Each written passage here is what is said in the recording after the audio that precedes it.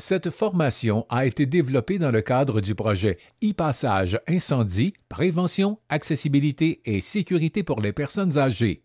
Ce projet de recherche vise le développement et la validation d'un ensemble de mesures de sécurité en cas d'incendie pour les personnes âgées ayant des incapacités ou non, ainsi que pour le personnel des résidences privées pour personnes âgées, RPA, et des CHSLD.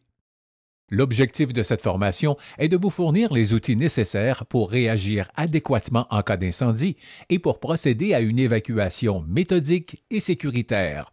La prévention des incendies nous concerne tous et toutes, car elle diminue les risques de danger et en réduit les conséquences potentielles. Cette formation se présente en 4 parties. Nous commencerons par un rappel d'informations importantes sur la prévention des incendies. Ensuite, nous présenterons le plan de sécurité en cas d'incendie. Puis, nous verrons comment procéder à l'évacuation selon différentes circonstances à l'aide de mise en situation et de capsules vidéo. Nous terminerons par une révision sous forme de synthèse et de conclusion. Commençons par le rappel sur la prévention des incendies avec quelques notions à retenir. Selon vous, combien y a-t-il environ au Québec d'incendies chaque année? 9 500? 16 500? 22 500? Bonne réponse. En moyenne, les pompiers interviennent sur 16 500 incendies chaque année au Québec, soit 45 par jour. Selon vous, dans quelle pièce débute le plus souvent un incendie, excluant les feux de cheminée? Est-ce dans la cuisine, la salle de lavage ou le garage? Bonne réponse. En effet, 1 fois sur 4, un incendie débute dans la cuisine par faute d'inattention. Selon vous, combien de pompiers ont été blessés durant l'exercice de leurs fonctions de 2005 à 2014? 500, 1000, 2000 ou 3000 pompiers? Bonne réponse. En effet, de 2005 à 2014, c'est environ 3000 pompiers qui ont été blessés durant l'exercice de leurs fonctions. Dans le cadre de la prévention des incendies, il est important de faire attention à l'utilisation de certains appareils électriques au quotidien. Pour en savoir davantage, cliquez sur chacun d'eux. Concernant les branchements, évitez absolument les bricolages avec des fils dénudés, brisés ou endommagés. De plus, ne passez jamais de fil sous un tapis et ne surchargez jamais une prise. Veillez à toujours utiliser des barres de tension pour faire des branchements multiples. Elles doivent être homologuées et posséder un disjoncteur. Pour ce qui est des chaufferettes, ne les laissez jamais fonctionner durant votre absence ou pendant votre sommeil. Évitez de les brancher au moyen d'une rallonge électrique et placez-les toujours dans un endroit dégagé dans un rayon de 3 pieds. Évitez absolument les rideaux qui pendent au-dessus d'une plainte électrique et qui viennent en contact avec celle-ci. D'autre part, veillez toujours à dégager l'espace autour de la plainte en tenant éloigné de celle-ci tout élément aisément inflammable, comme un livre, un journal ou un magazine. Ne laissez jamais une cuisson sans surveillance. De plus, veillez à ce que l'espace autour de votre cuisinière soit toujours dégagé. Donc, qu'il n'y a pas d'essuie-tout, de revues ou de journaux à proximité. Retroussez toujours vos manches lorsque vous cuisinez et utilisez la minuterie pour vos cuissons. Cela vous évitera de laisser un brûleur ouvert inutilement. La sécheuse est aussi une source d'incendie fréquente. Il faut donc s'assurer avant chaque utilisation de nettoyer son filtre en le débarrassant de tout ce qui peut obstruer la sortie d'air chaud. De plus, il ne faut jamais la laisser fonctionner sans surveillance. Dans le cadre de la prévention des incendies, il est important de faire attention à l'utilisation de certains appareils électriques, mais aussi à toute autre source de chaleur. Pour en savoir davantage, cliquez sur chacun d'eux. Votre couverture chauffante ne doit jamais être pliée ou placée sous un matelas. Un branchement avec une minuterie est indispensable pour l'arrêter automatiquement après le temps voulu pour éviter une surchauffe. Concernant le micro-ondes, un exemple de chose à éviter est de chauffer un sac magique plus de 3 fois par jour. De plus, lorsque vous utilisez votre micro-ondes, vérifiez toujours l'exactitude du minutage afin d'éviter certaines erreurs, par exemple de programmer 22 minutes au lieu de 2 minutes. Pour ce qui est des chandelles et autres bougies, là aussi, la prudence est de rigueur. N'en laissez jamais brûler sans surveillance, en plein courant d'air, près d'un rideau, près de tissu ou de papier. Veillez à toujours les éteindre avant d'aller dormir et à maintenir un espace dégagé tout autour. Dans certaines RPA, les chandelles avec flammes sont interdites. Il est alors recommandé d'utiliser des chandelles électriques. Concernant les articles pour fumeurs, il faut adopter certains réflexes importants comme de fumer uniquement à l'extérieur. Il est fréquent que des fumeurs causent un incendie en s'endormant avec une cigarette au lit ou sur le divan. Lorsque vous videz votre cendrier à la poubelle, assurez-vous toujours que vos mégots sont bien éteints. Le barbecue est aussi une source de chaleur nécessitant une attention particulière. Ne laissez jamais fonctionner votre barbecue sans surveillance. Utilisez-le toujours à l'extérieur, à plus de 2 pieds d'un mur, d'une porte ou d'une fenêtre. Finalement, pensez à fermer l'alimentation en gaz après chaque usage. Dans cette deuxième partie, nous allons découvrir le plan de sécurité en cas d'incendie et ses composantes. Le plan de sécurité en cas d'incendie est établi par le responsable de la résidence en collaboration avec le service municipal de sécurité incendie. Il est important de noter que les résidents et les employés doivent évacuer de façon autonome dans la mesure du possible. Rappelons qu'un des rôles principaux des pompiers est de combattre l'incendie et d'évacuer les personnes à mobilité réduite. Plus vite ils peuvent se concentrer sur ces tâches, mieux c'est. Notez aussi que vous devez aviser l'administration de votre résidence de tout changement de votre condition de santé ou de celle de votre conjointe qui pourrait causer des difficultés à évacuer sans aide, notamment votre mobilité, vos facultés auditives, visuelles et cognitives sont prises en compte. Vous trouverez de nombreuses informations dans le plan d'évacuation, à commencer par l'endroit où vous vous trouvez grâce à la mention « Vous êtes ici ». Y figureront aussi les numéros de chambre ou de logement, ainsi que les sorties de secours. Cela a pour but de vous aider à vous situer et de vous permettre de repérer rapidement le trajet d'évacuation le plus court en fonction de votre numéro de logement. Le plan peut aussi indiquer certains emplacements comme celui des extincteurs, des stations manuelles d'alarme incendie, du point de rassemblement ou d'une chaise d'évacuation. Voici un exemple de plan d'évacuation. Vous en avez sans doute déjà remarqué de semblables dans votre RPA. Sinon, nous vous invitons à y porter attention et à prendre connaissance des éléments qui y sont indiqués.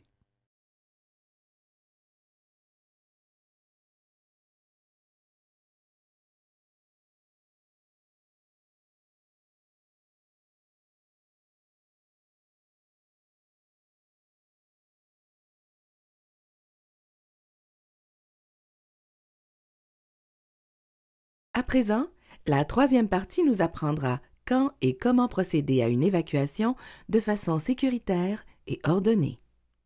Commençons par l'alarme qui sonne. Il faut sortir. Selon le nombre de personnes habitant la résidence, il devient important qu'en cas d'alarme, le plus grand nombre possible évacue les lieux de façon autonome. En effet, il n'y aura peut-être pas suffisamment de pompiers et de personnel pour aider tout le monde à évacuer. Sortez le plus loin possible par vous-même et invitez les autres autour de vous à le faire aussi. Et cela uniquement si vous ne voyez pas de fumée ou de feu et sans faire de détour. Lorsque les pompiers arrivent, l'une des priorités est de combattre l'incendie. Il est alors préférable que le bâtiment soit vide. Il peut s'écouler plusieurs minutes avant leur arrivée. Pendant ce temps, le feu se propage et parfois très rapidement, allant jusqu'à doubler de taille chaque minute. Le personnel et les résidents disposent donc de peu de temps pour évacuer les lieux. L'évacuation se fait en plusieurs étapes. La première est la détection de l'incendie et le déclenchement de l'alarme. Ensuite, il y a la compréhension et la procédure d'évacuation, suivie du déplacement et pour finir, le relogement. Si un feu débute dans votre logement, l'avertisseur de fumée retentira. Ainsi, il vous suffit d'évacuer la résidence. Bonne réponse. Si un feu débute dans votre logement, l'avertisseur de fumée retentira. Il faut alors évacuer. Vous êtes témoin d'un feu dans un espace commun de la résidence, pourtant vous n'entendez pas d'alarme. Il faut chercher un employé pour l'en informer, appeler le 911, déclencher l'alarme d'incendie avec une station manuelle. Bonne réponse. En effet, dans cette situation, il faut d'abord déclencher l'alarme incendie avec une station manuelle. La détection de l'incendie et le déclenchement du signal d'alarme sont au cœur de la sécurité incendie. Cette première étape consiste à repérer l'incendie, que ce soit par la vue des flammes, de la fumée ou encore par la présence d'une chaleur intense. Si l'alarme est déjà enclenchée, un son, des lumières clignotantes, stroboscopiques ou des vibrations provenant d'un bracelet ou d'une pastille peuvent également vous alerter. Si l'alarme n'est pas enclenchée, il faut alors le faire vous-même en actionnant une station manuelle présente dans les parties communes de votre habitation. Il faut ensuite sortir en refermant la porte derrière vous sans la barrer. Trouvez la sortie la plus proche et allez au point de rassemblement. Comprendre que vous devez évacuer et procéder à l'évacuation est aussi vital pour votre sécurité. Cela réclame un minimum de vigilance et de jugement. On est alors capable d'entendre, de reconnaître le signal d'alarme et de comprendre qu'il s'agit d'un incendie. Dès lors, on va procéder à l'évacuation le plus rapidement possible. Pour illustrer notre propos, voici une vidéo présentant le témoignage de résidents sur l'importance de réagir au signal d'alarme. Maintenant, voici quelques mises en situation pour vous éclairer. Claude s'est préparé une tasse de thé en cette journée pluvieuse. Au moment où il s'apprête à prendre sa première gorgée, l'alarme incendie se fait entendre. Il devient très nerveux et se demande quoi faire. Finalement, il se souvient que dès que l'on comprend qu'il s'agit de l'alarme incendie, il faut se préparer à évacuer en se remémorant le trajet à suivre. Bonne réponse! En effet, dans cette situation, il faut se préparer à évacuer en se remémorant le trajet à suivre. Paul fait une sieste. Soudainement, un bruit fort retentit. Le bruit assourdissant ne s'arrête pas. Paul réalise que c'est l'alarme incendie qui fait ce vacarme. Paul se dit « Encore un exercice ou une fausse alarme, je vais sortir pour rien. » Est-ce que Paul doit téléphoner à l'accueil pour vérifier qu'il s'agit bien d'un incendie? Bonne réponse! En effet, dans cette situation, il faut se préparer à évacuer sans perdre de temps au téléphone. Julienne et Guy écoutent le bulletin de nouvelles à la télévision. Colette présente les informations météo en ce mois de mars. Tout à coup, l'alarme incendie retentit, faisant sursauter Julienne et Guy. Puisque c'est l'hiver et qu'il est possible qu'ils doivent rester longtemps dehors, le couple peut enfiler manteaux, bottes et accessoires afin d'éviter les engelures. Bonne réponse! En effet, dans cette situation, il faut se préparer à évacuer sans perdre de temps. À présent, voyons l'étape du déplacement pour lequel deux situations sont possibles. D'abord, il y a peu ou pas de fumée et pas de flamme visible. Dans ce cas-ci, il faut sortir et fermer la porte sans la barrer. Ensuite, il faut suivre le trajet d'évacuation, puis se rendre à l'extérieur et trouver un lieu sécuritaire, ou bien aller au point de rassemblement et s'identifier auprès d'un responsable. La deuxième situation possible est la présence importante de fumée, de flammes ou de chaleur intense. Dans ce cas-là, il faut refermer la porte sans la barrer et placer un linge ou une serviette mouillée dans le bas.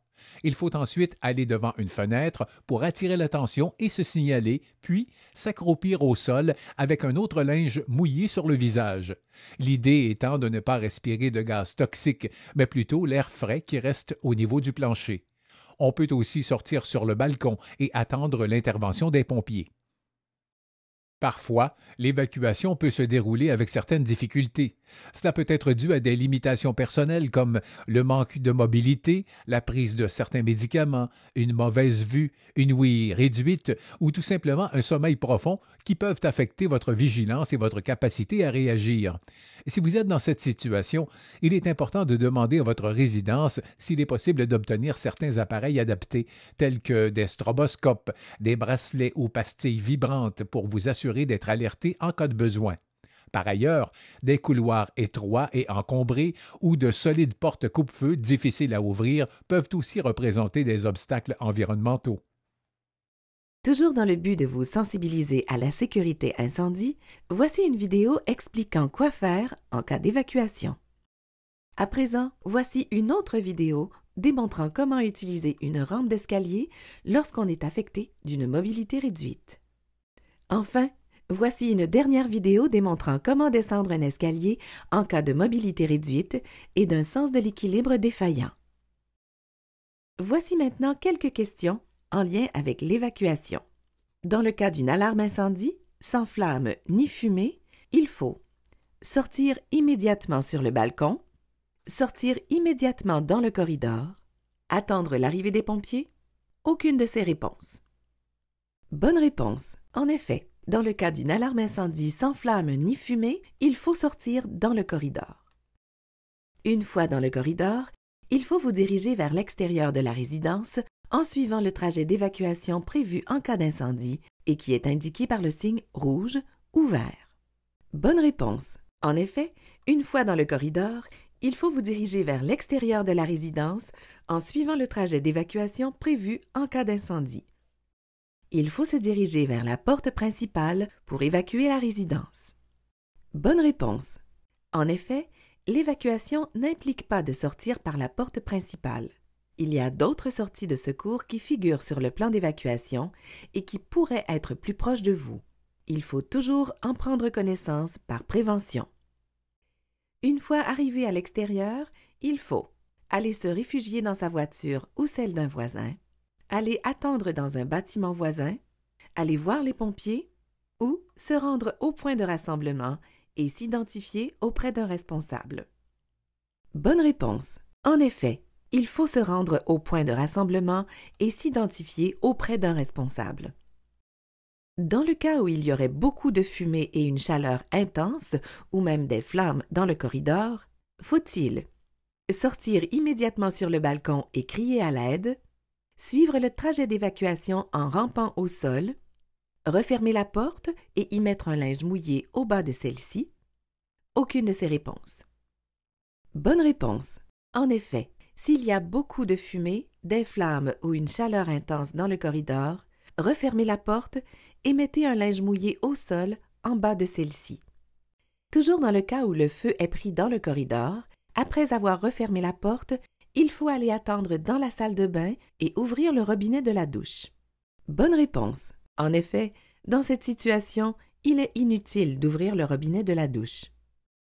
Se mettre un linge humide sur le visage et s'accroupir au sol sont des actions qui vous aideront à ne pas perdre conscience. Bonne réponse. En effet, dans cette situation, il vaut mieux s'accroupir au sol avec un linge humide sur le visage. Cela vous permettra de respirer l'air frais qui reste au niveau du plancher et de ne pas perdre conscience. Votre logement ou chambre se remplit de fumée. Vous décidez alors d'ouvrir la fenêtre pour aérer les lieux et de sortir sur votre balcon. Est-ce la bonne chose à faire? Bonne réponse. En effet, laisser votre fenêtre ouverte attisera les flammes. Cependant, vous pouvez vous rendre sur votre balcon, si vous en avez un, en refermant rapidement la porte derrière vous. Signalez-vous et faites-vous voir. Ainsi, les pompiers viendront vous chercher. Vrai ou faux? Il n'y a pas de balcon dans votre logement et les lieux commencent à se remplir de fumée. Vous décidez d'ouvrir une fenêtre pour aérer. Est-ce la bonne chose à faire? Bonne réponse. Il faut éviter d'ouvrir une fenêtre dans cette situation car cela attiserait les flammes. Dirigez-vous plutôt vers une autre pièce où il n'y a pas encore de fumée et fermez la porte sans la barrer. Déposez une serviette mouillée au bas de celle-ci. Ensuite, signalez-vous et faites-vous voir à la fenêtre. Ainsi, les pompiers vous verront. Lorsque c'est fait, mettez un linge humide devant votre bouche et tenez-vous accroupi au sol en attendant que l'on vienne vous chercher. En cas de sinistre, les modalités de relogement sont prévues dans le plan de sécurité incendie. La direction de la résidence peut vous en donner les détails car cela relève de la responsabilité de l'établissement. Finissons avec la dernière partie, sous forme de synthèse et de conclusion. Voici d'abord une synthèse des 4 étapes de l'évacuation. Détecter l'incendie et déclencher l'alarme. Comprendre et procéder à l'évacuation. Le déplacement. Le relogement. Cliquez sur chacune des étapes pour en savoir davantage. En cas de présence de fumée ou flamme, il faut sortir et fermer sa porte sans la barrer, déclencher l'alarme dans le corridor, sortir par la porte la plus proche et aller au point de rassemblement. Un minimum de vigilance permet de réagir au signal d'alarme en évacuant les lieux le plus vite possible. En l'absence de flamme ou de fumée, il faut sortir sans barrer la porte, suivre le trajet d'évacuation, sortir et aller en lieu sûr, aller au point de rassemblement et se signaler auprès du responsable. En présence de chaleur intense, de fumée et de flammes, il faut fermer la porte sans la barrer, placer un linge mouillé au bas de la porte, attirer l'attention à la fenêtre, s'accroupir avec un linge mouillé au visage, en dernier recours, sortir sur le balcon ou s'isoler dans une pièce avec fenêtre. La relocalisation relève de la responsabilité de votre résidence qui doit prendre les actions nécessaires à votre relogement en cas de sinistre. Durant l'évacuation, il est important de mettre l'emphase sur vos forces et non sur vos limitations. La présente formation est complémentaire aux exercices d'évacuation et nous vous rappelons qu'il est primordial d'y participer. Merci pour votre participation.